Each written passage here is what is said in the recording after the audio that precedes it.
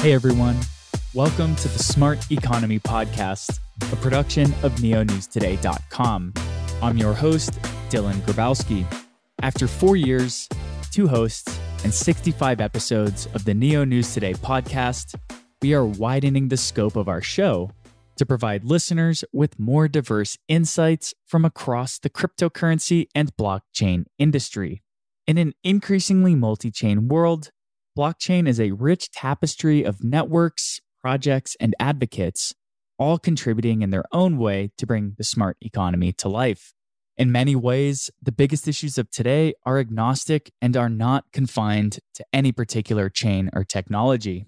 Questions of regulatory compliance, consumer or national adoption, DAO governance, financial access to all, privacy, security, these topics, and many more are applicable to all who wish to see the blockchain industry grow.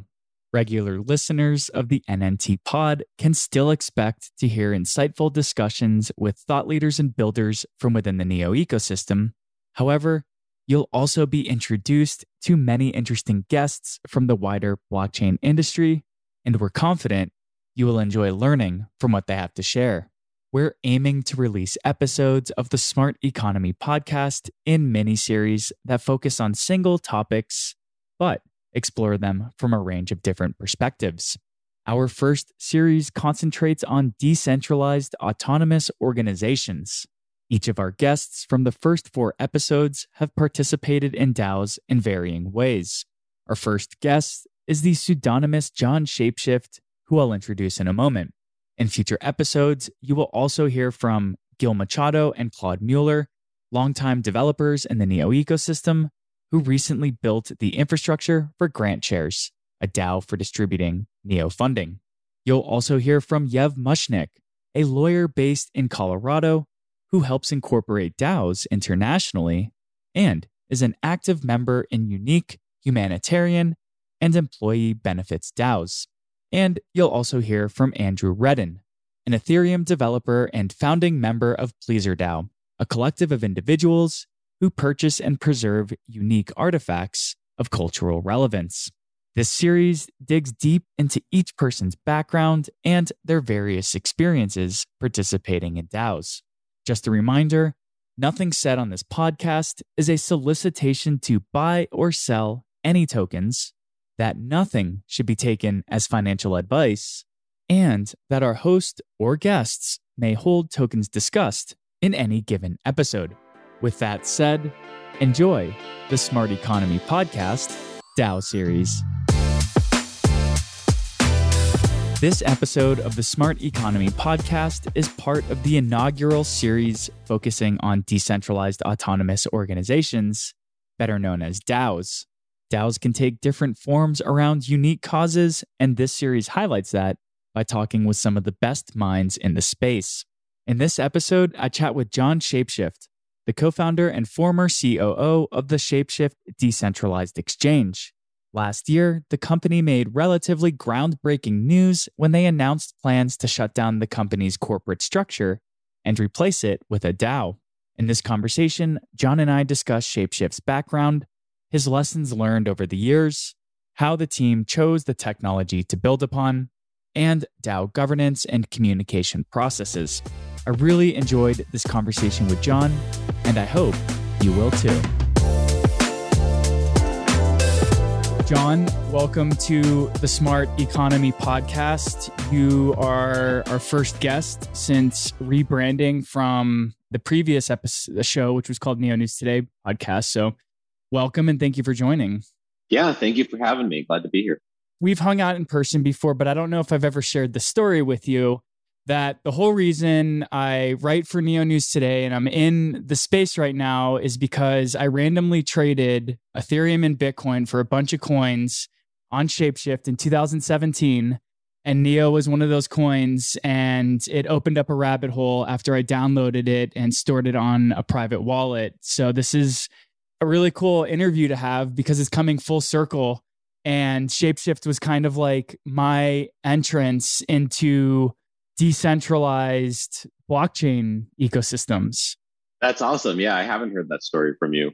I've heard of a lot of people over the years who who got their first exposure, not just to like some altcoin, but to like crypto and Bitcoin itself through ShapeShift, which is always interesting to hear that like that was their first entry point, particularly because when we were first building ShapeShift, we always saw it as like, this is for people who already know what crypto is. And we were always surprised at the amount of people that came in that like, it was like their first experience, because that was never really the design. Yeah, I mean, I had just bought a ledger and I was opening it up. I don't know if I should admit this, but I wrote my seed phrase wrong. Many years later, I learned that before the hard way. And I swapped for Neo and stored it on a local wallet. And Neo has this dual chain token model where if you hold Neo, you get passively distributed gas. And I had no idea. And seeing that little droplet of gas set me down a rabbit hole. And a few months later, I was writing for the website I write for now, which has been almost 4.5 years I've been writing for this website. So without sounding too cheesy or cliche, like if it wasn't for ShapeShift, I don't know if I'd be here today doing what I do now. So I'm really honored to be able to chat with you because ShapeShift has meant a lot to me in my crypto journey. Well, that's great. And I'm glad we helped you get down the rabbit hole. Something tells me you'd be here either way, but happy to take a little credit. So just to give our listeners a little bit of background, we're migrating from a Neo-focused podcast to a more protocol and blockchain agnostic focused podcast. So suffice to say, our audience might not have ever heard of who you are or what ShapeShift is. So could you just give us the quick elevator pitch of why you started ShapeShift in 2014 and kind of what it was meant to be? And then we'll go a little further into what happened in recent years. Sure. So my name's Jon. I am formerly the COO and CPO at ShapeShift and co-founder. We started ShapeShift, Eric and I, Eric Voorhees, back in 2014.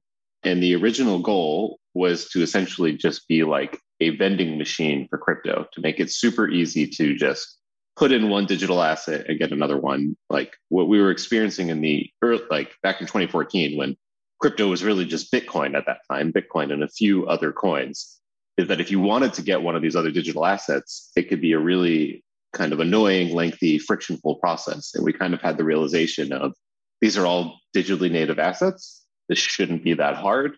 It should be as simple as I just send one and receive the other and nothing else. And all you should need is your wallet. So we built a service based around that. And we got a little bit of, great feedback and good traction in those early days. And then it really started to blow up kind of mid to late 2016 and into early 2017, especially when Ethereum launched. And that really opened up, a whole new world of interesting other crypto assets that before then hadn't existed. There were some before then, but Ethereum definitely kind of brought that more to mainstream attention, or maybe not even mainstream is not the right word, more to even just crypto people's attention. Because before that, really most people just cared about Bitcoin. So we made it easy to swap from one digital asset to another and do that really easily and do it all in a non-custodial way without ever holding the user's funds. Because our other inspiration at the time is we kind of built this thing in the wake of the Mt. Gox hack. And it was a stark reminder early on in crypto about why, crypto empowers you to hold your own keys, and trusting your assets to a centralized party, such as a centralized exchange, could be very dangerous. Mt. Gox was a prime example of that. And then that was, another reason that we built ShapeShift is we wanted to demonstrate if you were building natively with crypto in mind, that you could build things that you couldn't build in the traditional space or the traditional economy, and you could build it in such a way that the company couldn't take the user's funds even if it wanted to. And that was how we built everything. So yeah, that was kind of the early background, and ShapeShift, existed for quite a while in that form up until last year, where I'm sure we'll talk about, we decided to decentralize away the entire entity and become a DAO. Before we jump into that, though, you've been around the blockchain and crypto space for 8 years now. And I don't know if you can really condense this, what I'm about to ask you, into 3 separate segments, but I just wanted to hear kind of maybe, if it's not your insight into the industry, maybe just how you guys were thinking about ShapeShift in these 3 different time periods. So the first being 2014 to 2017, like your launch to the ICO craze. And then 2018 to 2020, which was basically the bear market. after the 2017 craze and kind of when ShapeShift had to do a little reorganizing to make sure it was on the right side of any legal issues. And then from 2020 until today. So like, what are maybe just high level insights into those three different timeframes from your perspective? Yeah, great. And I actually got involved in the crypto a little bit even before ShapeShift back in like 2012. So it's been about a decade for me now, which is pretty crazy to say because a decade in crypto time makes me feel like an old man, basically. Yeah, so that's a good way to kind of break up those epochs. So I would say ShapeShift existed through multiple bear and bull cycles. I think we were kind of unique in like we were one of the companies to really exist through multiple cycles. A lot of these companies, even today, even some of the big ones today, have not existed for more than like one full cycle. So it's definitely been an interesting perspective and vantage point about how things have changed over that time. So I would say in the kind of 2014 to let's say 2017 period, I'll kind of break it up like that, like basically pre 2017. Crypto was really Bitcoin, and like our thesis at the time was just simply that Bitcoin was at least at the time the most obvious, clear, important digital asset. It was one that was starting to gain some steam and that was having things built around it. And you know, at that time, probably most of us considered ourselves Bitcoiners, myself included. And crypto wasn't even really a term that anyone used. But at the same time, we kind of just started to become clear to us, at least to Eric and I, that there was going to be a world of multiple digital assets. We didn't know if there'd be 10 digital assets or 100 or thousands, but the kind of thesis was there's going to be more than one, and people are going to want to easily trade between them. And so we were kind of one of the first to have that kind of multi-chain thesis of like, there will be more than one blockchain, there will be more than one digital asset, and people will want to trade between them, and that will be really important. That was well before multi-chain thesis was like a term in crypto. Now people talk about that a lot, but back then I think a lot of people thought we were a little nuts, and that was kind of our focus. And so we were building during that time with that focus of just building for this world where we thought the world was going, for this world of multiple digital assets. And, you know, we were gaining good traction, but we were still very small, just a couple people in a basement, basically a basement of our, you know, not like one of our basements, but our office was in the basement of an office building. And yeah, we were a small team building on this, having lots of fun, but, you know, building with very cutting edge crypto technology that was breaking all the time. So it was a lot of fun, but, you know, things didn't really get that crazy in that time. And that was just kind of our thesis. That I think, like I said before, late 2016 and kind of early 2017 kind of marks the next epoch. That was actually when we were doing our Series A fundraise. You know, we had done some earlier fundraising. You know, a lot of it was self-funded by Eric at the time. And then we did a seed round with, you know, a couple early investors like DCG and things like that. But then we did a seed round, which was like our Series A round, our first big actual raise for the company. And that happened, we were working on that like all through the second half of 2016. It finally finalized in early 2017, but that was like a real slog. Like crypto companies were having a really hard time raising any sort of capital at that time. Not a ton of people, especially in the VC space, really believed in crypto. It still seemed like this weird fringe thing. So it didn't work that well. And we got a lot of no's. We eventually found the right consortium of people that actually wanted to invest in us, being led by Early Bird, a German VC fund. And we closed that round in early 2017. And at that time, we had these projections to our investors about like, oh, we think, you know, our volume will go like this, you know, maybe if we're lucky, we'll increase by, you know, 10%, you know, month over month type of thing, like relatively conservative, but reasonable projections for like a growth stage company. And then like literally like a month after our fundraise, Ethereum had launched about 6 months before, so back in 2016, something like that. And the 2017 bull run started to occur. So that kind of shifted us into our next phase. And instantly all of our projections were totally just destroyed as all of our volume started increasing. ShapeShift started getting really big and people started using it, mainly because it was one of the easiest ways that you could get Ethereum. But a lot of people were getting really interested in Ethereum, and the ICO craze was starting to happen, and you needed to do any of these things. So, and then we started adding some of these ERC20 tokens. And so that really just started to blow things up. And it started to be like, wow, our whole like multi-chain thesis thing, this like tokenized world that Ethereum brought us has really started to show us that we were right on that, and that people are starting to realize that and then need to use ShapeShift. And we were integrating into all sorts of wallets and all these sorts of things. And so that was a really crazy time where we grew massively fast, our volumes and our service. And we were trying to basically hold the ship together as things were buckling under the weight of this giant scaling problem we were facing, both on the blockchain level of like the networks themselves needing to scale and our systems needing to scale. And that was really nuts. And we grew from less than 10 people at the beginning of 2017 to more than like 130 people by like the end of 2017, something like that, 120, I don't know. But it was just a massive growth. So that was kind of that epoch up till maybe mid 2018. And then it became clear by the time we're in mid 2018 that we were on the downtrend of one of these cycles. And even at this point, so we're mid 2018, a lot of people had just got into crypto in 2017, but we at ShapeShift had already, and especially people like me and Eric, who've been around even pre-ShapeShift, had already seen something like 3 bull bear cycles in Bitcoin at that time that had gotten increasingly more mainstream, but also less volatile over time, even though they were still very volatile at this time. And so we kind of saw the trend of where this was going, and we knew we kind of basically needed to build through the bear market until whenever the next bull market was going to be.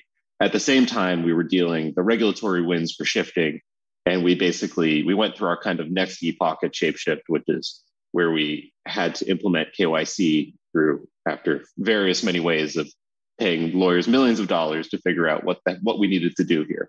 That was unfortunate. It basically gutted the vast majority of our business, and we kind of had to build fresh through the bear cycle. And that even led to like early 2019, after this huge growth, we had to do a layoff because the bear market had taken into effect. There were a lot of crypto companies doing layoffs then.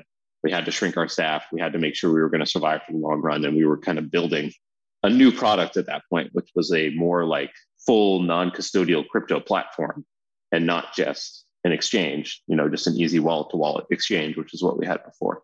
We kind of weathered that storm. That was probably one of the hardest parts really that I ever experienced in crypto, and certainly at ShapeShift, but really just in crypto, that 2018 bear market up until basically early 2020 was quite the slog.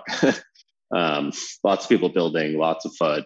Just was a hard thing to get through. I think fortunately we had the experience of building through bear markets before, so it wasn't like we didn't know there was a light at the end of the tunnel. We obviously believed there was, but still hard while you're in it. And especially after gutting as much of our business as we did because of KYC and all those things.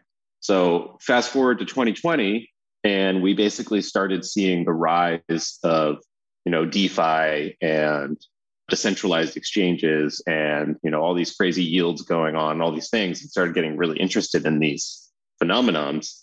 And we basically made the decision that we were going to replace our regulated activity. So like our main regulated activity at the time was that we were the counterparty on trades for other people. We held the inventory when someone traded with ShapeShift.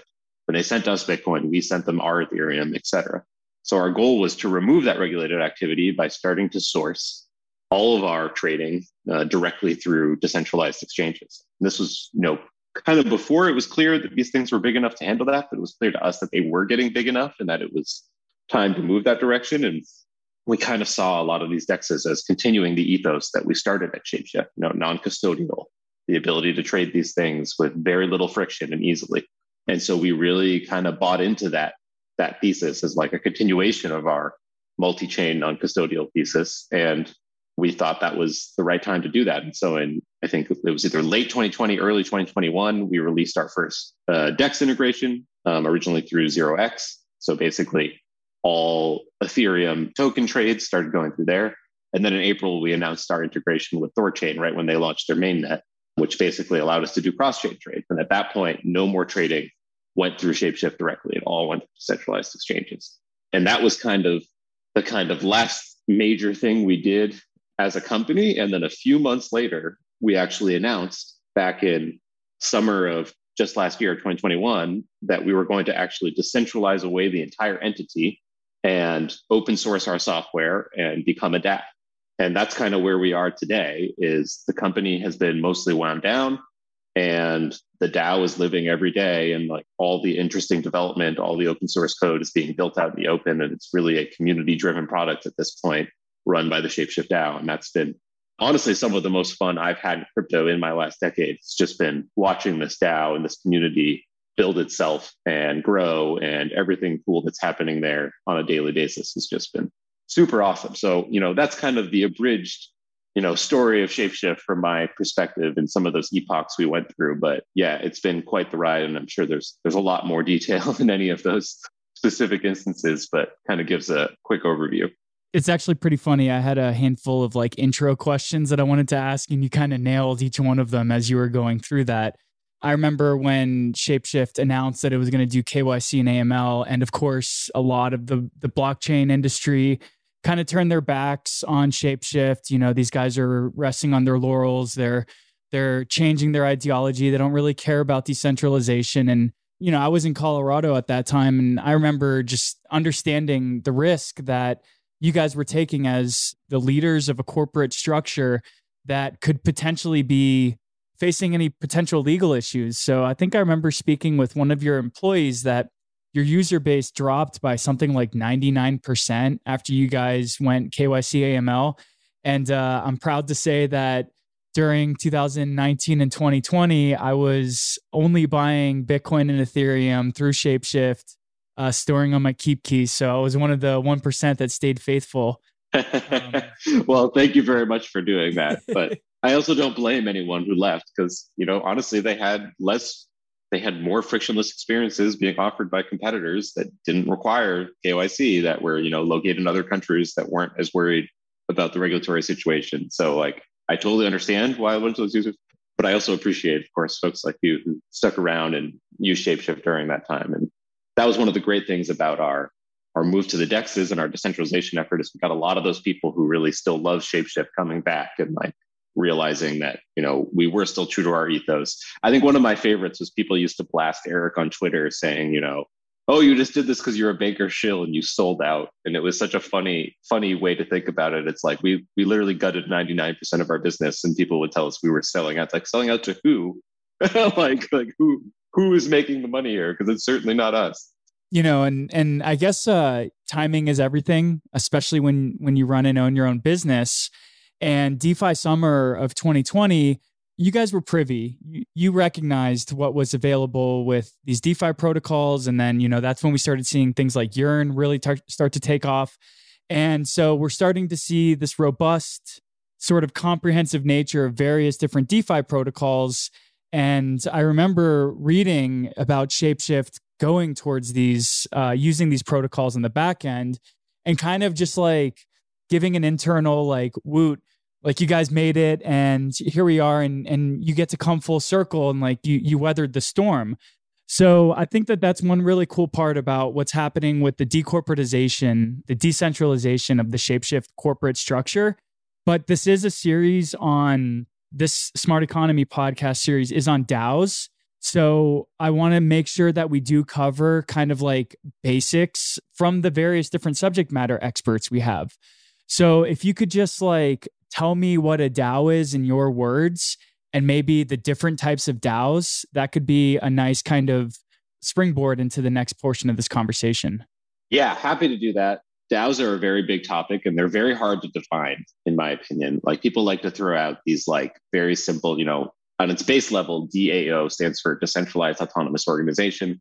But what does that mean? It means a lot of different things in a lot of contexts, and no two DAOs are really the same, and everyone's a little bit different. I've heard some definitions that I kind of like, which is that a DAO is really just like an internet native organization. It's not a legal entity, but it's an organization of people across the globe coming together for some purpose. Basically a community that forms around some sort of set of shared goals, usually with some sort of shared incentives, brought about by the token of the DAO. That one's a solid interpretation, but I still think it's a little bit anachronistic, actually, because I think we're having trouble parsing what DAOs are, even in crypto, because there's such a new concept and there's so much happening with them and they're evolving so fast, and we just don't have the language for it yet. I think that a better definition of a DAO is really like they are a community-driven and community-owned internet-based economy. So it's not just that they're an organization, they're like their own economic units. Some of them have more familiarity, like kind of being kind of like a company. Some of them are more like a club. Some of them are more like, something else, like just a collective of artists that like to work and talk together. And some of them, I think the best kind of broad definition is they are really like, they are economies. They are economies that create products. They are economies that have people interact with that economy. They are economies that like the community runs basically what the monetary policy of that economy is and how it works and all these things. And we're still very early in this experimentation with DAOs. And so I think to some degree, we're all trying to figure out what they are. But the important thing is they are ways that people around the globe in a decentralized way get together and coordinate on some sort of shared set of goals with a shared incentive. That is at its base level, I think, what a DAO is today. And that may not be what a DAO even is a year from now, but it is basically what it is today. Yeah. And that's something that I think ShapeShift is doing.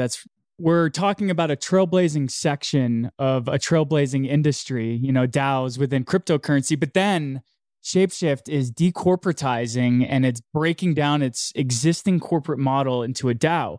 So while you guys are researching and learning about how to create this DAO-like entity, what were some other projects or other DAOs that you guys were pulling inspiration from or learning what to do and what not to do while you guys were kind of beginning to go down this process? Yeah. When we first started looking into this idea of like, should we actually decentralize a web company? What does that mean? How do we do this? What are DAOs in the industry at this point? We were mainly looking at some of these DeFi protocols and how they were developing. So Yearn was you already mentioned Yearn. Yearn was a great example of an early project that quickly became a DAO, still one of the strongest DAOs out there. I think other, some of these lending protocols, the Aave and Compounds of the world, those were definitely cool and some of our inspirations. And then just some of these other projects, one of our employees who's now our head of decentralization at the foundation, Willie, he was already working on this other DAO called Giveth, which was like a DAO for good, a DAO for actually giving for charity and finding a way to coordinate around that. So he had some ideas. We definitely learned some things from there. And really just anything we saw across the DeFi spectrum. So it wasn't like we looked at like one specific one and we're like, we should model ourselves off of that necessarily, as much as we saw this trend of these DeFi protocols and we saw the advantages that they had as these decentralized organizations.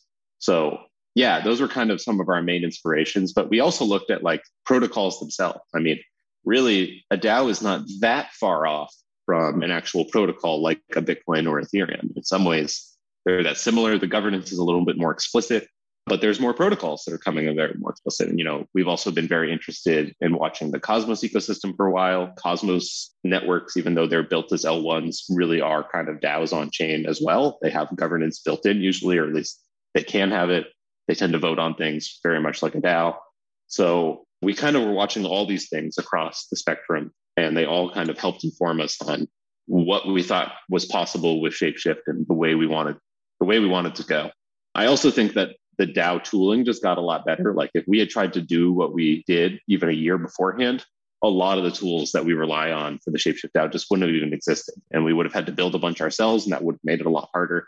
So we kind of came in my opinion, at the right time where we could basically go off of some of these tools that were starting to come about, things like Gnosis safes becoming much easier to use, things like Snapshot, allow gasless voting so that people didn't have to feel like they had to spend money every time just to vote on governance, which would be a huge, deterrent. All these things together just gave us kind of a roadmap of how we wanted to build this first iteration of the ShapeShift DAO, and then obviously let kind of governance and the community take it from there about how to evolve it. So you mentioned Gnosis Safe and Snapshot. When you were exploring what networks to build your infrastructure on top of, you've mentioned a lot of interest in the Cosmos ecosystem, but maybe the majority of participants who are engaging in DAOs or DeFis or anything that's like not buying hold of a cryptocurrency are probably more likely in the Ethereum ecosystem. So what was that kind of trade-off that you guys were having internally while you're having these conversations? Do we build this infrastructure on a widely used network despite the fact that like we need a snapshot? Or were you guys on the fence of whether to build this infrastructure on like newer ecosystems. Like I know Cosmos has been around for a couple of years, but in the grand scheme of things, it's still kind of new. So what was like the thought process like on which technology to build on top of? Yeah. So we looked at that. We had actually launched the Fox token that we end up facing as the DAO's governance token years before. Originally, it was launched just as like a loyalty token that was rewarded to users for doing various actions on ShapeShift. There wasn't much of it out there. It didn't have much market, or anything like that. But it already existed. So we already had this Fox token built. We had already had some ideas for it in the past that we hadn't really executed on for various reasons. And we realized this was a great time to move forward with that for the ShapeShift DAO. So it was already existing on Ethereum as an ERC20. So I think we kind of had that path a little bit set out.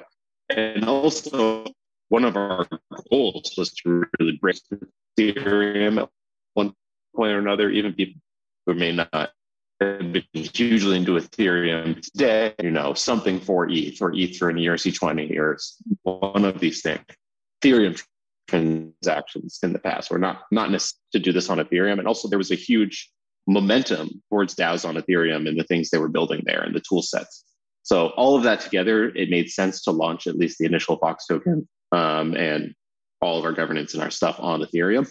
It just kind of had the network effect of where we're trying to go. It had a lot of our users. It had a lot of the people that were inspiring us in DeFi that we also airdropped to. But also, we're ShapeShift, so we've never been tied to any one chain. We've always had this multi-chain thesis, and our idea was, even if we start with the token on Ethereum, it's totally fine if we then expand it to other chains. So our goal is that Fox is already on multiple chains today. It's already been bridged to a few other ones, and we think over time that will proliferate. And the idea is Fox should be able to exist on any chain. The DAO should be able to exist on any chain that the community wants it to. So it's not like we tried to set this in motion to be tied to Ethereum as much as it was the best way to go, given all those inputs at the time. And you kind of broke out a little bit through there. So I just want to reiterate, this is what I think you said, that Fox was already an ERC20 that ShapeShift had launched years prior. And now that you'd had this token, you'd saw an opportunity and the composability was there to kind of build on top of.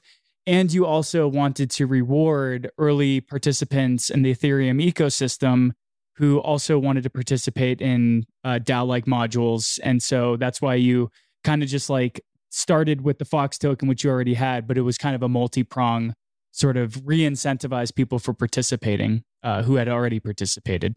Yeah, that's pretty much it. So now you have Fox. Fox is what's used to vote. It's what's used to weigh your participation. So what does the process look like for individuals who want to partake in making a decision on a proposal? Maybe just high level first before we start talking about the workflows. Yeah, so ShapeShift has a specific governance process that's been set out by the community. It's already evolved a few times, so it's always, somewhat subject to change by governance itself. But it basically starts with if someone has a proposal or an idea or something that they want to get funded from the community or get alignment from the community on, they start that, they might talk a little bit in our Discord, it's kind of where the community hangs out as a starting point, but eventually they'll post it as a forum thread on our forum at forum.shapeshift.com. When that happens, we have what we call an incubation stage, and the idea should be discussed for a minimum of 3 days on the forum.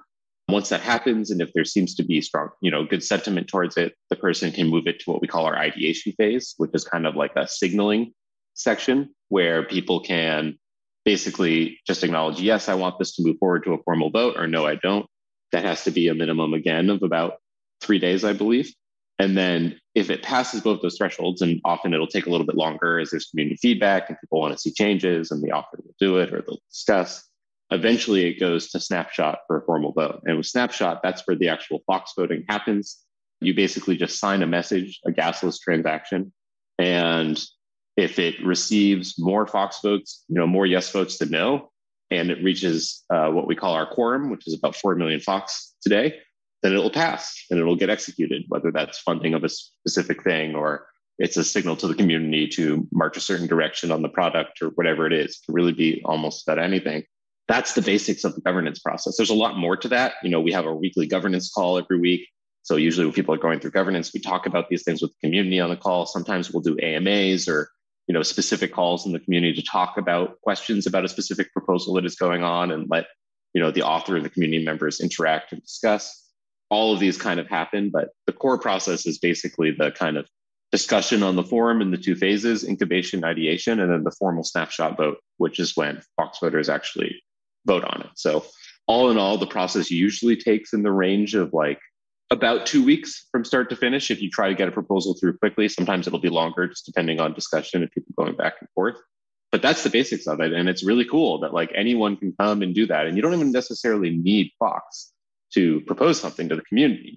I think you need 100 Fox, which is, $30 or whatever at today's prices, that in order to actually put up a proposal on Snapshot. But you can get the discussion going at any time, and you can put out ideas to the community and find ways to interact, contribute that way. And it's just been really cool to see how we launched. Like, I think at this point, we're less than a year old still. I think we're going on about 9 months this month, but we've had over 70 proposals passed by the community in that time.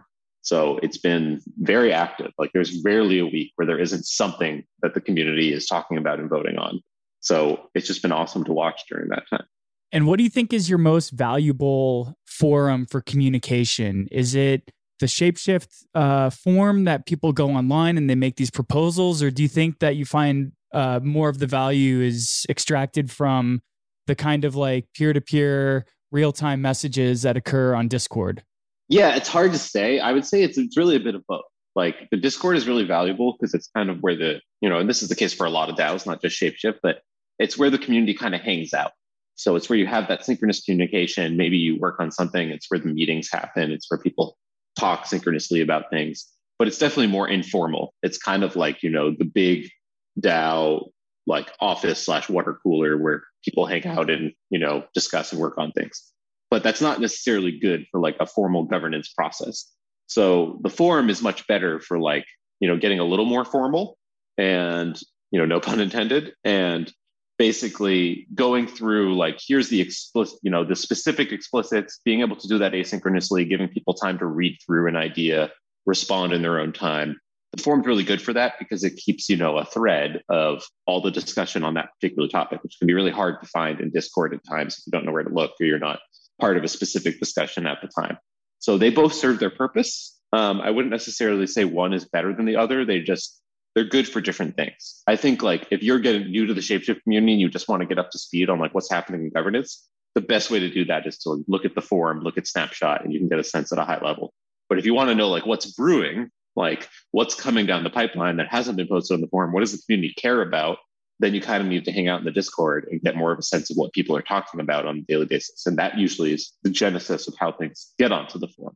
So they're intimately connected, but they're good for different things. And whenever I take a gander at what's going on in the ShapeShift DAO Discord, there's a lot going on.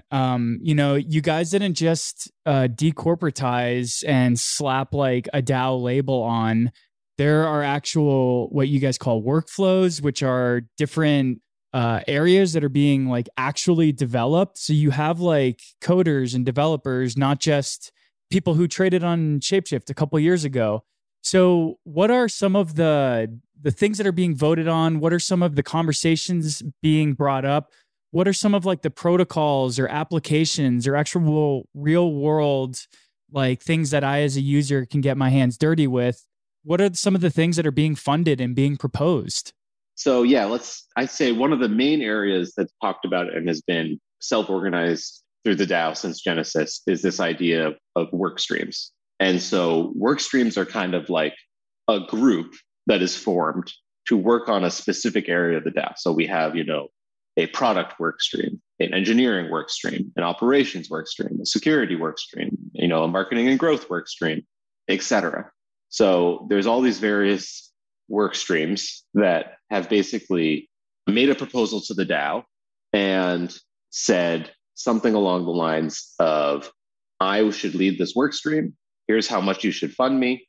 You should basically elect me to be the leader of this work stream. Here's what my goals are going to be. Here's how I'm going to do it.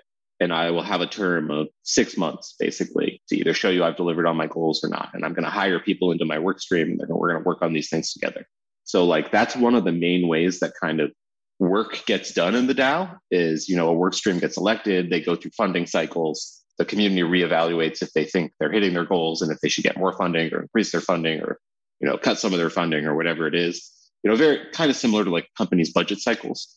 But the difference is that there's no, centralized authority saying, cut this budget, do this with that budget. It's really up to the community. And these people have to kind of get elected as what we call workstream leaders in order to do anything with them.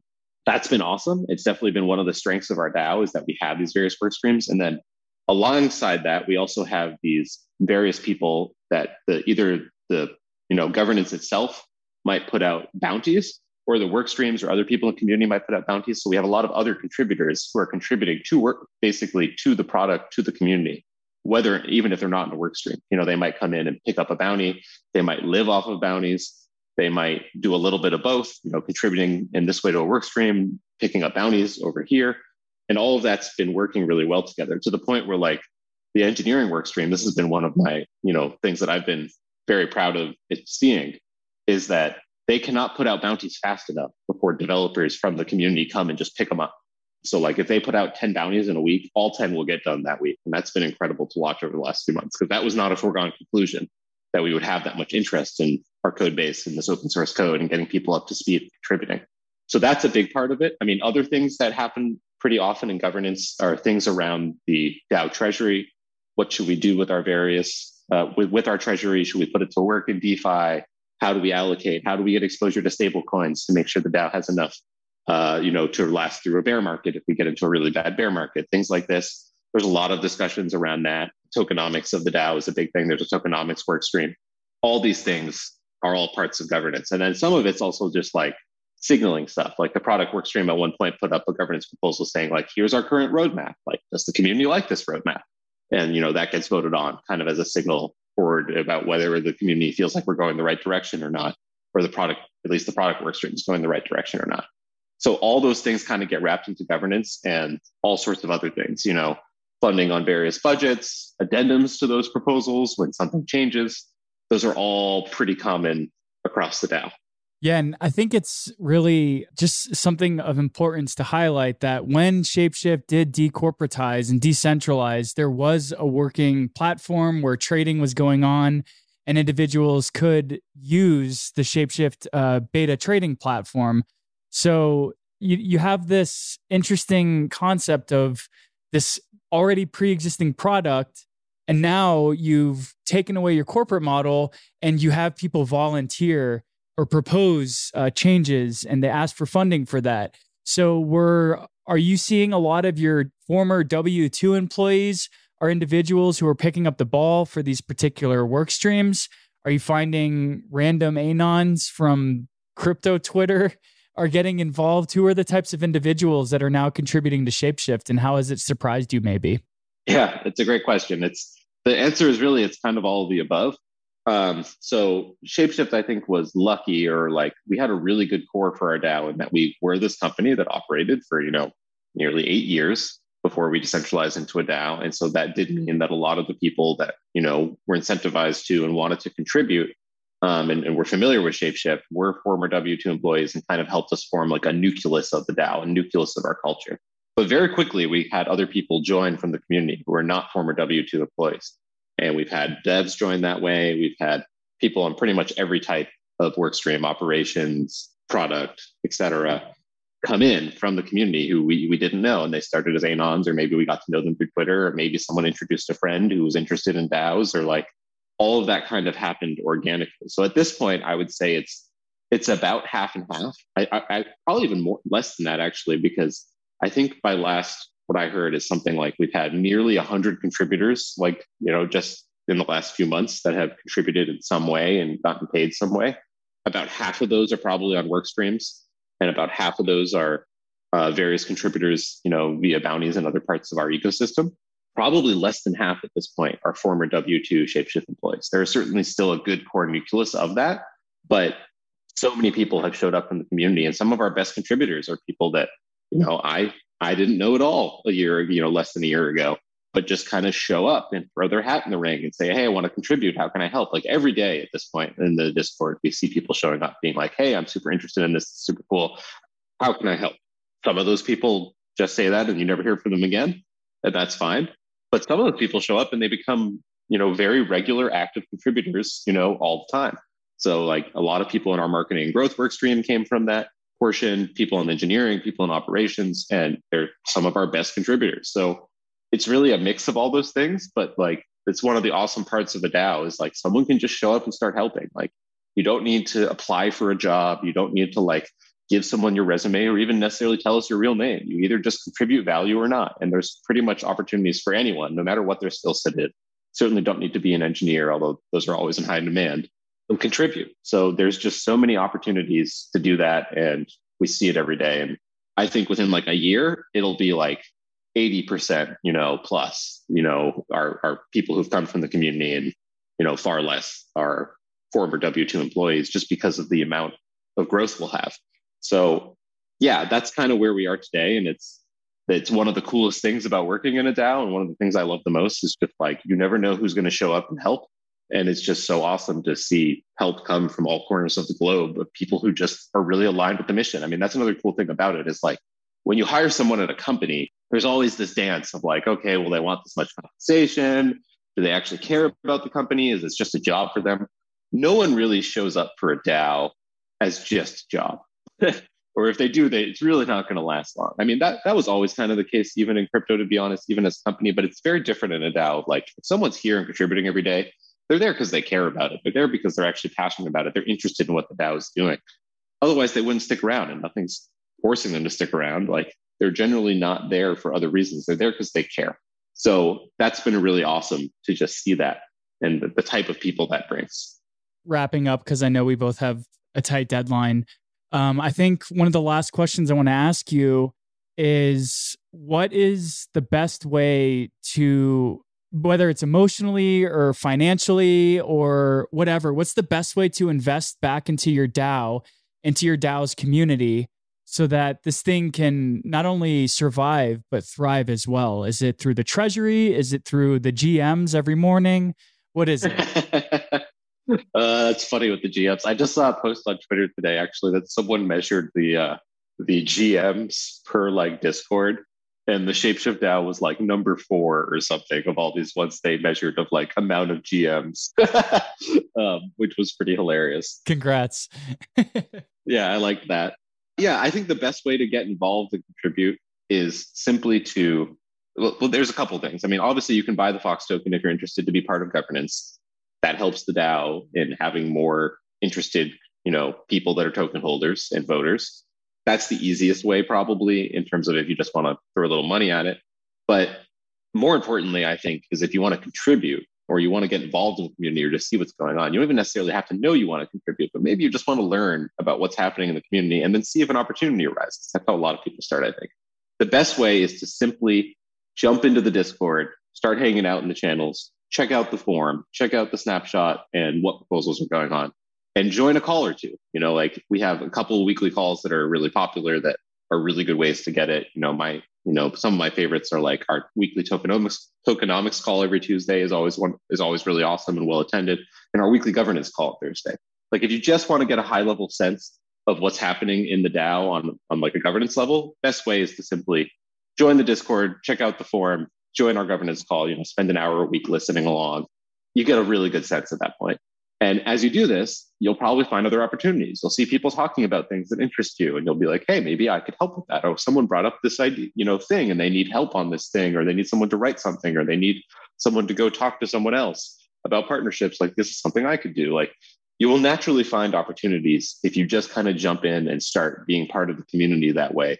And I've yet to see someone who like didn't have something to offer if they actually wanted to contribute. Almost everybody does. It's just a matter of getting a feel for the community and figuring out what the right way to go is for you. Awesome. And one last question. This is kind of a broad catch-all, but what does the smart economy mean to you? I've asked this question to many people and there's never been the same answer. So what does smart economy mean to you? Oh man, I don't know if I've ever thought about that term that way. But the smart economy, I think a smart economy is one that is hopefully the types of economies we're building in crypto, ones that are not fundamentally government controlled, that are global, that are community run and community owned, and that hopefully benefit the people that are actually part of that economy. They shouldn't just benefit a few people, they should benefit anyone who's part of that economy. And they should do so productively with as little friction as possible, preferably among voluntary, association and individuals who want to be part of it voluntarily in a peaceful fashion. Like, that's ultimately what's probably the smartest economy. And in some ways, that's basically just a free market economy. So it's not that different from that, but like DAOs and crypto and decentralization and the internet itself give us the ability to build new types of economies that couldn't have existed before, with far less friction and far more inclusiveness from the global population, no matter where you live, as long as you've got an internet connection. So to me, that's at least where the economies are going, and I guess what I would call a smart economy. Jon, thank you so much for creating ShapeShift alongside the co-founders, for opening the rabbit hole for me, for sharing your time today, for all the great times we've gotten to hang out in person. It was really an honor to be able to bring you on to the Smart Economy podcast and to be able to share the really cool work that you guys have been doing with the ShapeShift DAO. I really appreciate the time. Awesome. Thanks so much, Dylan.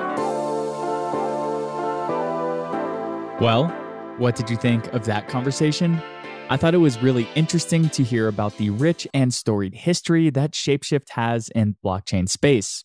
And as communication is an important aspect of governance, it was great to hear more about the process for how the ShapeShift community discusses proposals and votes on them.